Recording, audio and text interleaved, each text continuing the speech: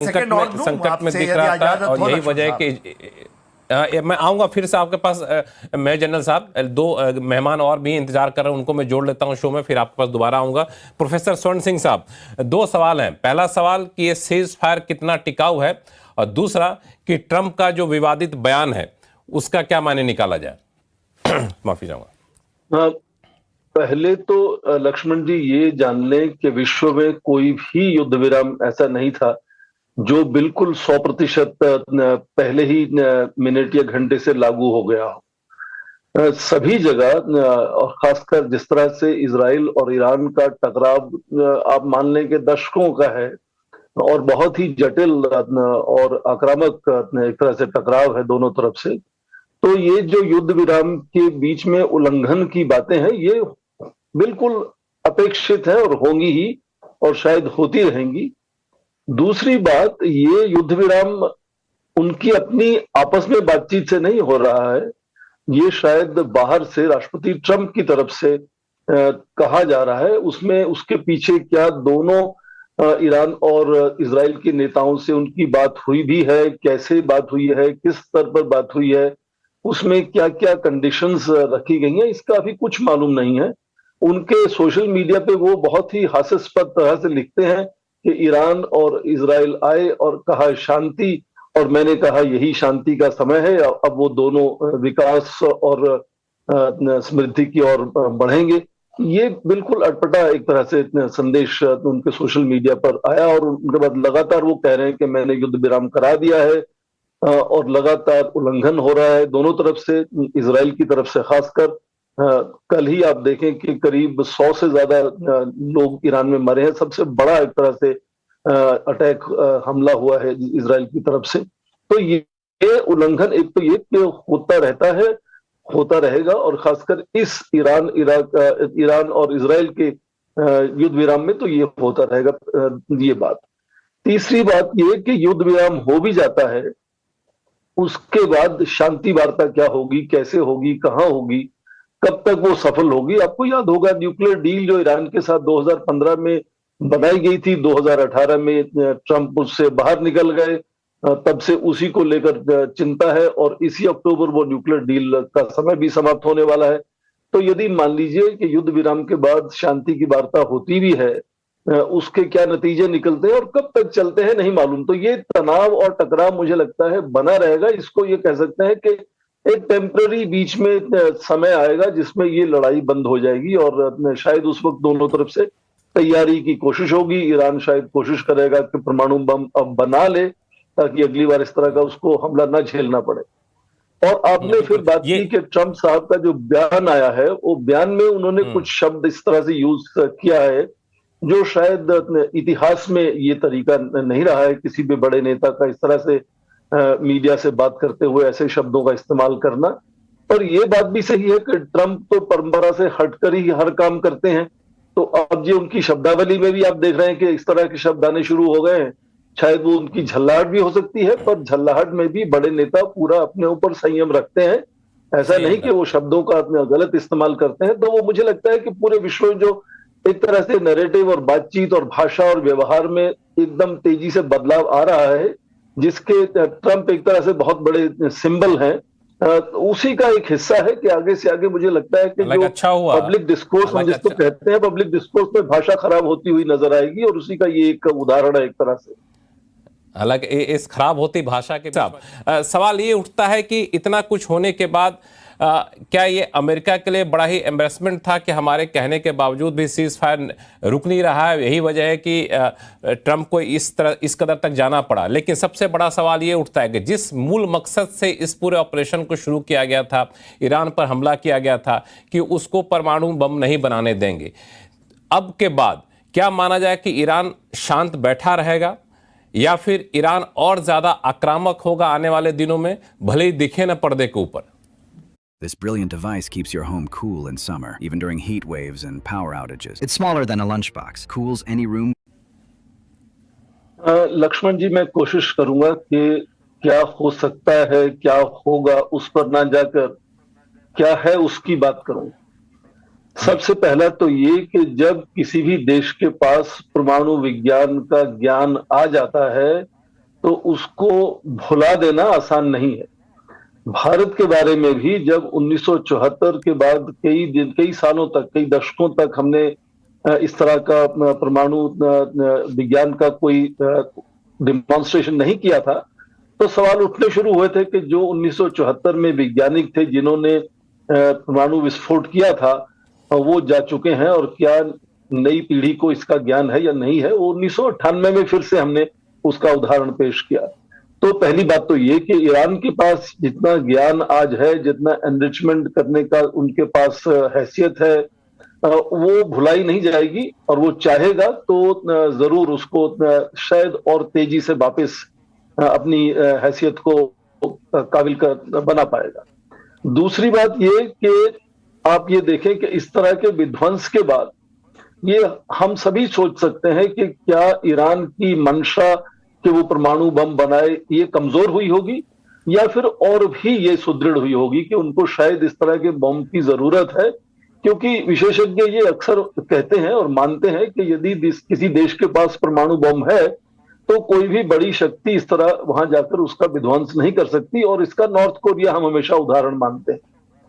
तीसरी बात, हम हमेशा परमाणु अस्त्रों को जब उसके बारे में बात करते हैं तो उसमें परसेप्शन जो है, आपका दुश्मन क्या ये विश्वास करता है कि आपके पास परमाणु अस्त्र हैं, बम हैं या नहीं है, या आप उसको चलाने में काबिल हैं या नहीं है, ये बात ज्यादा मायने रखती है बजाय कि आपके पास वेपन है या नहीं है। जिस तरह से इजराइल की ही उदाहरण ले, इजराइल आज तक ना वो कहता है कि है, ना वो कहता नहीं है, पर पूरे उसके पड़ोसी देश और विश्व मानता है कि हाँ उनके पास परमाणु बम है।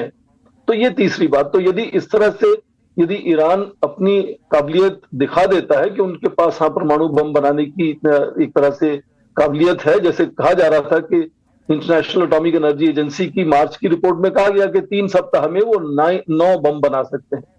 चौथी बात कि यदि आप बम नहीं बना सकते तो आपको याद होगा अलकायदा ने 2003 में एक डर्टी बम का कॉन्सेप्ट दिया था कि यदि आप पूरी तरह से परमाणु बम नहीं बना सकते तो जितना स्तर तक आपने एनरिचमेंट कर लिया यूरेनियम का, उसको आप कन्वेंशनल वेपन में किसी तरह से मिक्स करके फैला सकते हैं, और किसी भी जगह वो बम गिरने के बाद यदि रेडिएशन निकलती है तो जो पैनिक होगा, ये पैनिक की आखिरी बात मैं आप कहूंगा कि जिस तरह से आपने इजराइल में पैनिक देखा है, इजराइल के इतिहास में 1948 के बाद शायद इस तरह का पैनिक, जो हर शहर में बार बार सायरन बज रहे हैं, वहां मिसाइलें गिर रही हैं, पहुंच रही हैं, आयरन डोम कामयाब नहीं हो पा रहा है, तो इजराइल के लिए इस तरह का जो पैनिक है शायद वो आज तक नहीं हो पाया, वो केवल ईरान ही दे पाया है इस तरह से। तो ये टकराव उनका जो आपस में है, जो एक दूसरे के प्रति एक तरह से आक्रोश है, वो समाप्त नहीं होगा, वो आक्रोश बना रहेगा आने वाले वर्षों में भी, आने वाले दशकों में भी। उसमें परमाणु अस्त्रों की होड़ होगी नहीं होगी, उसका क्या असर होगा नहीं होगा, वो तो आने वाले वर्षों में ही पता चलेगा। पर मोटे तौर पे ये युद्ध विराम होता भी है तो मेरी नजर में शांति व्यवस्था बनाने में बहुत समय लगेगा, और या तो युद्ध फिर से दोबारा भी शुरू हो सकता है, और यदि शांति व्यवस्था बन भी जाती है तो मुझे लगता है कि एक समय के बाद फिर वो आक्रामक रुख दोनों तरफ से आपको नजर आएगा, और फिर से शायद इस तरह की युद्ध होगा या नहीं होगा। ये सोचना है कि हमेशा के लिए शांति बन जाएगी, मुझे लगता है मुश्किल है। और आखिरी 30 सेकंड में बात, यदि आप नेटो समिट की आप बात सुने, क्या कह रहे हैं वो लोग, वो कह रहे हैं कि नेटो को और भी लीथल ऑर्गेनाइजेशन बनाएंगे, और कह रहे हैं कि 5% अपनी जीडीपी का वो डिफेंस में लगाएंगे, जिसमें डिफेंस प्रोडक्शन को वो कह रहे हैं कि हम हथियारों की और भी ज्यादा उत्पादन करेंगे। तो उसका क्या मतलब है, यदि बहुत हथियार नेटो देश उत्पादन करते हैं तो हथियार तो जाहिर है कि वो भीषण वायलेंस, हिंसा करेंगे ही, खाड़ी के देशों में करें या कहीं और करें, यूक्रेन में करें। तो ये युद्ध का जो पूरा नया एक दौर चला है कि शायद देश लगातार युद्ध कर सकते हैं, देर तक युद्ध चल सकते हैं, बहुत विध्वंस हो सकता है। पिछले कुछ दशकों में हम सोचने लगे थे कि शायद देश आपस में नहीं लड़ेंगे सीधा, अंदर की सिविल वॉर वगैरह जरूर होती रहेंगी, प्रॉक्सी वॉर्स होती रहेंगी, लो इंटेंसिटी कॉन्फ्लिक्ट होगा, कन्वेंशनल वॉर एक तरह से आउट ऑफ फैशन होता हुआ देखा गया था पिछले कुछ दशकों में। अब ये यूक्रेन युद्ध के बाद वापस आ गया है और ये युद्ध चलते रहेंगे मुझे लगता है। हालांकि मेरा मानना है प्रोफेसर स्वर्ण सिंह साहब की, भले इस युद्ध के जरिए कुछ जोड़ना चाह रहे थे, देख रहा था वो इशारा कर रहे थे कुछ बोलने के लिए।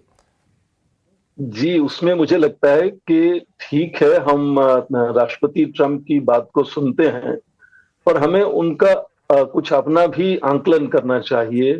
राष्ट्रपति ट्रंप हमेशा आज एक बात कहते हैं, ठीक उसका उल्टा दूसरे दिन या दूसरे घंटे में ही कह देते हैं।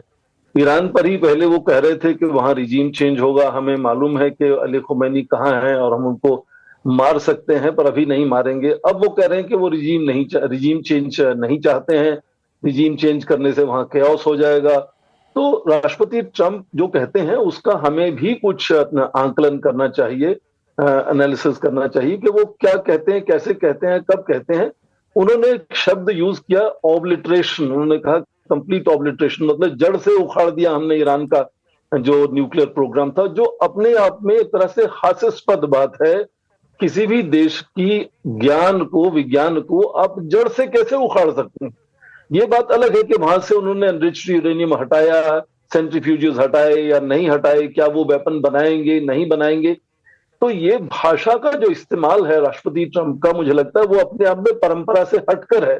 वो अलग तरीके से बात करते हैं। तो हमें जब हम उसका एनालिसिस करते हैं कि वो क्या कहते हैं, उसके क्या मायने हो सकते डिस्काउंट हैं, करना चाहिए, तो उसमें हमें बाकी चीजों को भी जोड़कर उसको समझने की कोशिश करनी चाहिए। समझने की कोशिश। क्रैक से उसमें क्रैक आ चुका है। प्रोफेसर स्वर्ण सिंह, ये जो क्रैक आया है वो क्या नया रूप ले सकता है? देखिए, आप आज यदि सेक्रेटरी जनरल जो हैं नेटो के शिखर सम्मेलन में उनकी भाषणों की भाषा सुने, तो बार बार वो रीअश्योर कर रहे हैं यूरोपीय देशों को और कनाडा को कि अमेरिका नेटो के साथ है। ये क्या संकेत करता है कि यूरोपीय देश और कनाडा के साथ लगातार ये मानते हैं कि शायद उनको अब अपनी सुरक्षा और विश्व का नेतृत्व अपने आप संभालना होगा और अमेरिका पर निर्भरता कम करनी होगी। ठीक आर्थिक नीतियों में भी इसी तरह से ज्यादातर देश सोच रहे हैं कि अमेरिका पर जो निर्भरता है उसको कम किस तरह से कर सकते हैं। आज इजराइल के प्रधानमंत्री को विश्व मान रहा है कि वो सुनते नहीं है अमेरिकी राष्ट्रपति की बात को, चाहे वो जो बाइडन हो या अब राष्ट्रपति ट्रंप हो, वो मनमानी करते हैं। तो जो अमेरिका का विश्व में नेतृत्व का तरीका था अपने साथी देशों को, दोस्तों को साथ लेकर चलने का, वो साथी बिखरते हुए नजर आ रहे हैं।